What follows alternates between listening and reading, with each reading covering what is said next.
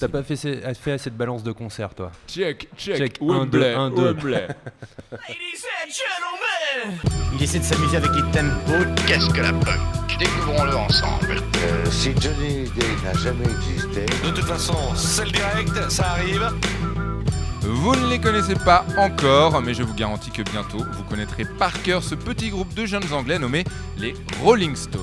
Ils ont de l'avenir, vraiment. Ils sont d'ailleurs en tournée, et ce depuis 1962. thank you. Est-ce que tu peux le remercier? Pour info, 1962, c'est les accords d'Evian, boisson préférée de Keith Richards, et c'est l'année de la mort de René Coty, que le nom est rigolo, et de Marilyn Monroe. C'est aussi l'année de la sortie du premier James Bond, et donc l'année de naissance de ce petit groupe de newcomers, les Stones. Stones donc, mais aussi Sting, Genesis, The Who, AC/DC, Philippe Manœuvre, Johnny, Deep Purple, ZZ Top, Black Sabbath.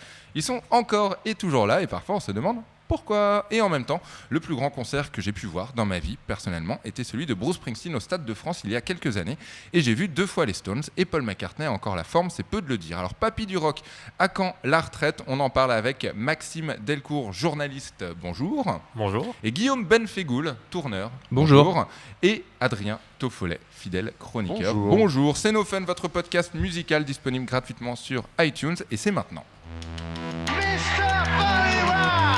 Where do you come from? Thank you.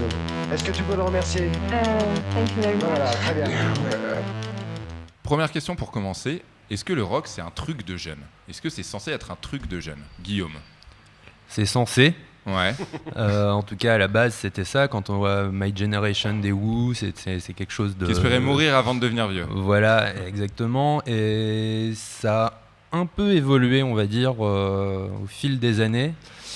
Et on a perdu un peu ce... Il y a toujours dans les nouveaux groupes qui arrivent un truc de jeunesse, de rébellion par rapport aux générations passées, à l'establishment. Maintenant, je trouve de plus en plus, on est sur des générations nostalgiques. Mhm. Et on cultive de plus en plus le goût de nos parents. Ça devient de plus en plus cool d'aimer... Bruce Springsteen, les Stones, de fantasmer les Beatles, de fantasmer quelque chose qu'on n'a pas connu. Et que parfois nos parents ont à peine connu, parce que les Beatles en plus se sont séparés en 71. Ont à peine connu, et en tout cas c'est de plus en plus récurrent, on est dans quelque chose de nostalgique, et même si on va pas si loin, d'ailleurs on peut voir les We Are the 80s, the 90s, the 2000s, voilà, on est vraiment dans quelque chose de plus en plus nostalgique, et l'économie des énormes concerts et de l'événementiel est portée sur cette nostalgie d'ailleurs. Maxime Delcourt, tu confirmes cette nostalgie ambiante? Oui, il y a une tendance à la commémoration, à la réédition d'albums cultes. Led Zepp tous les 2 ans à peu près. Voilà, et qui cartonnent en tête des ventes avec les Pink Floyd et Bruce Springsteen, c'est pareil. Mais après, je suis pas d'accord dans le sens où tout se répète. Je pense que déjà la Britpop en soi, c'est déjà une version moderne de la pop des années 60. Enfin, je parlais vraiment de mon côté à grande échelle. C'est-à-dire beaucoup de choses quand tu parles de réédition, etc.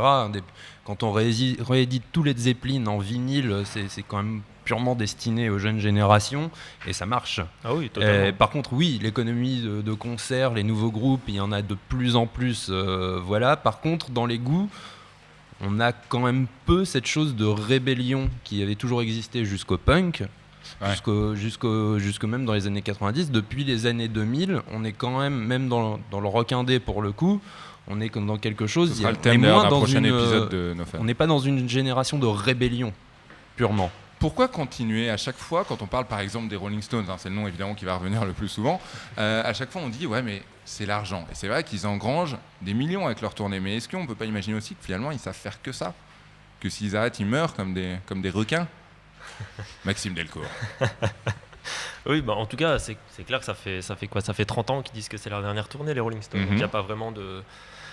c'est clairement du marketing et une volonté de s'enrichir encore plus. De surfer sur une nostalgie et sur un mythe qu'ils entretiennent très bien finalement. Mais je pense que tous les papis du rock ne font pas que des lives. On peut, par exemple, Nick Cave qui sort toujours des albums, qui est quand même assez vieux maintenant, assez âgé. C'est Neil Young qui a sorti un album dernièrement aussi, c'est pas dégueu. C'est un peu dégueu quand même, mais bon, après, non, mais on pourra en parler. On pourra en parler longtemps. C'est une question de goût. Guillaume. Question de goût. Après, c'est aussi, je vais pas passer que du côté économique de la chose, mais faut voir quand même que le public, pour aller voir ces concerts-là, a un pouvoir d'achat aussi beaucoup plus gros. Il peut payer sa place 70 boules quand minimum. on voit un concert de Neil Young à l'Olympia, maintenant c'est 120 €, quoi. Ou alors Leonard Cohen, ou voilà, faut quand même. Donc ça génère vraiment des masses d'argent énormes.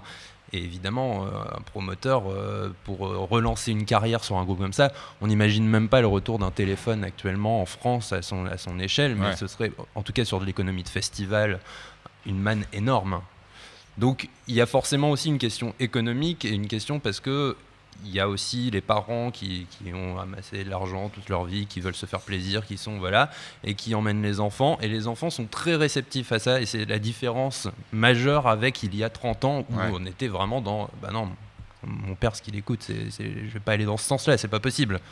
Et ça c'est la grosse différence. Est-ce que s'il tourne encore en même temps, c'est que peut-être personne n'a pris le relais? C'est ce que je disais tout à l'heure, je pense qu'au contraire, il y a pardon. Non mais il y a une vraie nouvelle génération. Après c'est clair que je pense qu'on manque peut-être juste de symboles comme les Beatles, les Rolling Stones, les Who. Kurt Cobain est mort. Voilà, en rock ça manque peut-être. Pete Doherty aurait pu. Pete Doherty aurait pu. Il s'est un peu enfermé dans le cliché également, mais après voir ce que ça va donner avec les Libertines.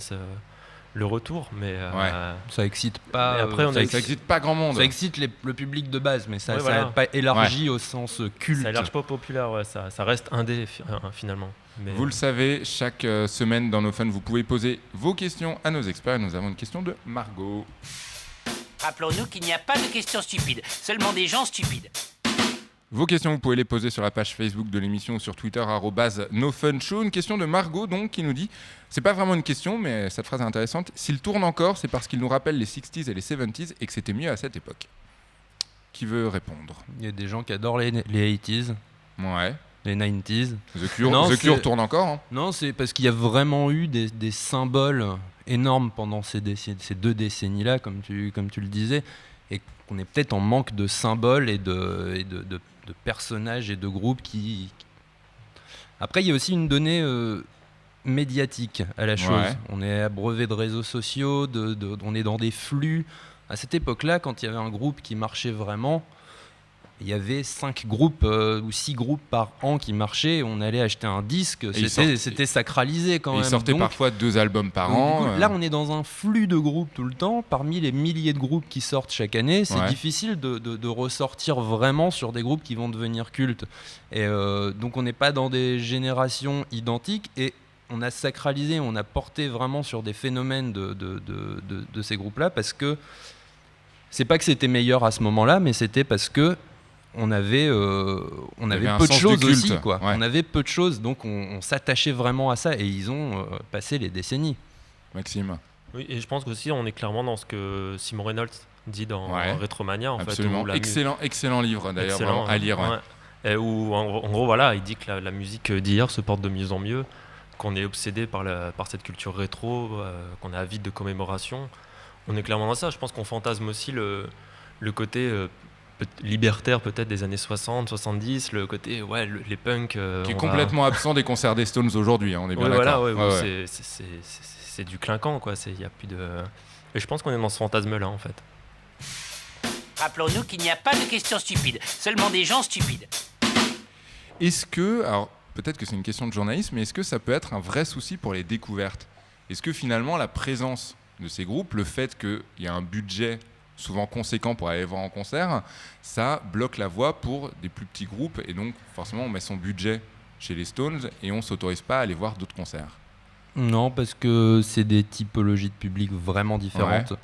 Et parce qu'on peut se dire que mon père qui aime les Stones pourrait aimer, je sais pas, je cherche un groupe actuel un peu plus loin de moi. Fiddler, peut-être pas, mais non, mais on peut se dire que si mon père qui avait 17 ans en 77 aimait Marvin Gaye, il pourrait aimer Frank Ocean aujourd'hui, et on pourrait dire que s'il aimait les Pistols, il pourrait aimer Fiddler aujourd'hui. Pourquoi pas? Non, mais je pense pas que ce soit un frein. Et pourtant, en tout cas, l'exemple de ton papa que j'embrasse très fort. Un frein à la présence de nouveaux groupes sur tout ce qui se passe.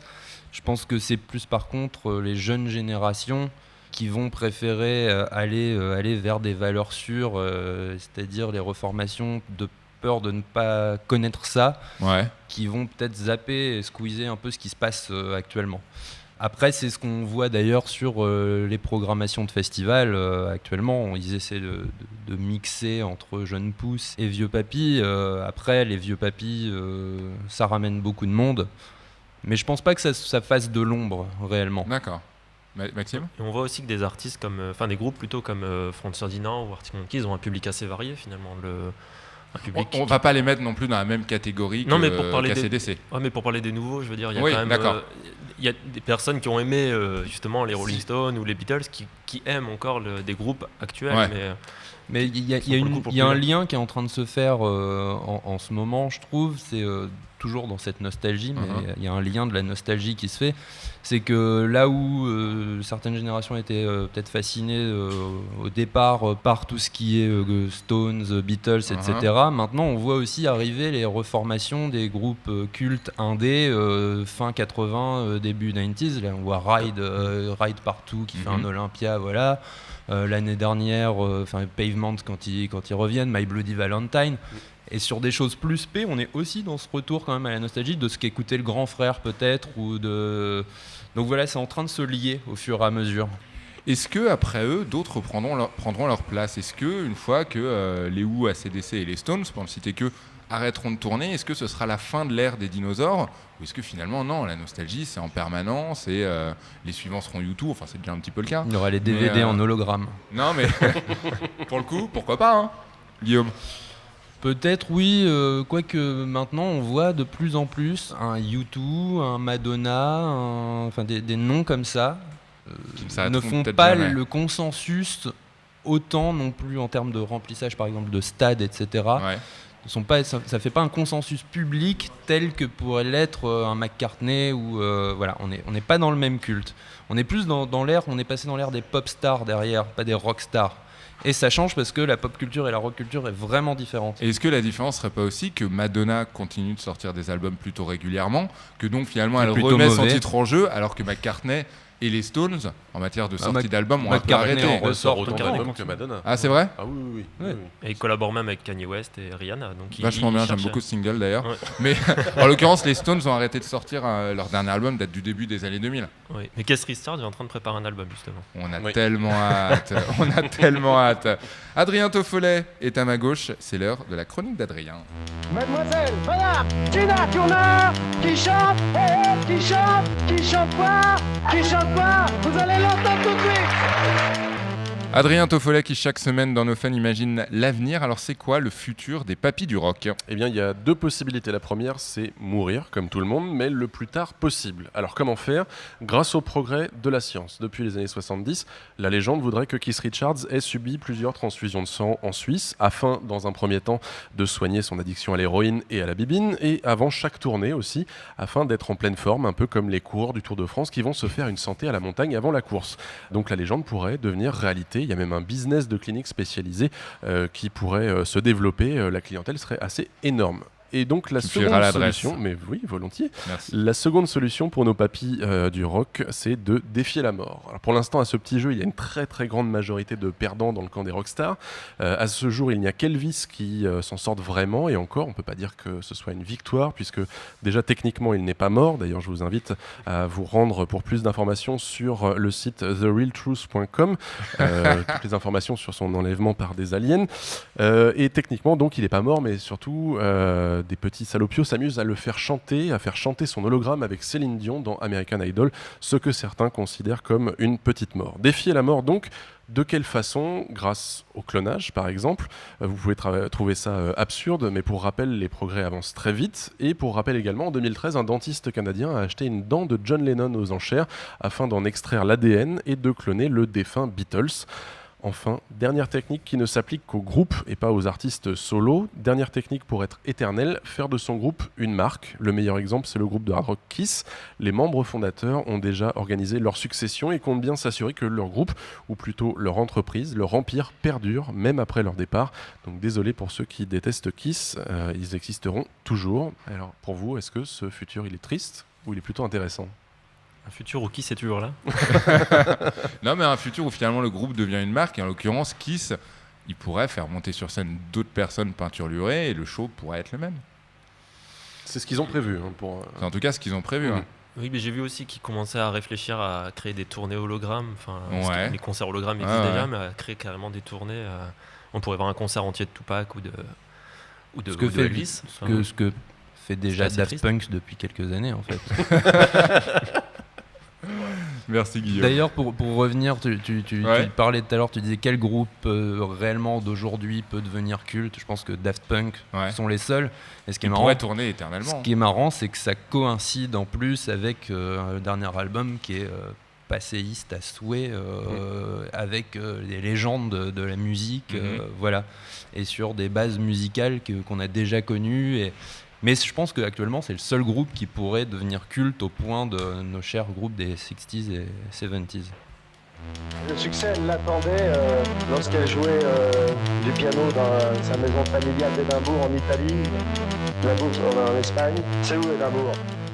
Alors, je sais pas, il devait être tard, mais j'ai juste noté sur ma fiche « Et quand Johnny mourra ?» Point d'interrogation. Donc je vous pose la question. Je n'ai rien d'autre.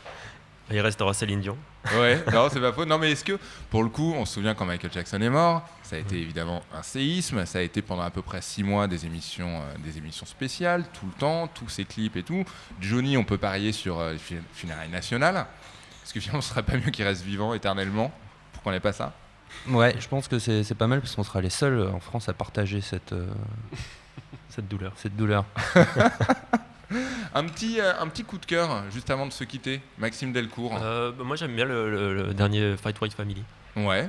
Voilà, c'est celui-là, ou Vince Staples aussi, en plus hip-hop du coup. Mais... Et un coup de cœur du côté des dinosaures. Qui on peut encore écouter le prochain New Order est très bon quand même. D'accord. Ouais. Tu as eu la chance de l'écouter. J'ai eu la chance. Et il est vraiment bien. Il est vraiment bien. Alors que c'était pas gagné. Il est mieux que le précédent. Ah bah c'est déjà un bon point. Guillaume Benfegoul. Moi j'aime bien toute cette scène Tame Impala, le prochain j'aime beaucoup. Ouais. Et puis un groupe comme Wand qui est sur la WAND. suite. Voilà, c'est des groupes que j'aime beaucoup. Fat White Family apporte vraiment quelque chose de vénéneux et de débile, c'est ce qu'on attendait un peu quoi. On a besoin de débilité. Voilà. Et dans les papis du rock, Tame Impala aussi. Non, ça compte pas encore. Si, c'est déjà un papy du rock. Ouais, non, absolument pas. Non, j'en veux un autre. Dans les ah ouais, t'es sûr là Il va nous sortir Satisfaction des Stones, on va tous être déçus. Non, là, McCartney, moi j'ai un respect pour le bonhomme, j'aime bien. Adrien. Chez les vieux, alors je vais te dire un français et je vais défendre Johnny, son dernier album, qui est quand même le moins dégueulasse qu'il ait fait depuis environ 25 voire 30 ans. Tu les as tous écoutés en plus. Ouais, je me suis fait une phase comme ça avec la période londonienne. Bon, bref. Ça va, Adrien, en ce moment ? Ça va très bien. Et sinon, qu'est-ce que je pourrais conseiller dans les vieux ? Plutôt un spectacle Roger Waters qui rejoue The Wall régulièrement, où là, on prend vraiment plein les oreilles et plein la vue aussi. Et David Gilmour et le jingle SNCF, non ? Non. Non. Bah moi je conseille. Tu sais quoi ? Je conseille et tous ces titres sont à retrouver dans la playlist Spotify qui accompagne ce podcast. Merci beaucoup Maxime Delcourt, journaliste, d'être venu nous voir. Un grand merci. À Guillaume Benfegoul également, tourneur. Merci Adrien Toffolet. On se retrouve la semaine prochaine. D'ici là, n'hésitez pas à aller sur Facebook, sur Twitter @NoFunShow et bien évidemment à vous abonner au podcast sur iTunes. On se retrouve donc la semaine prochaine. Un grand merci à Jules à la réalisation de cette émission. Gros bisous. Bye bye. Thank you. Est-ce que tu peux le remercier ?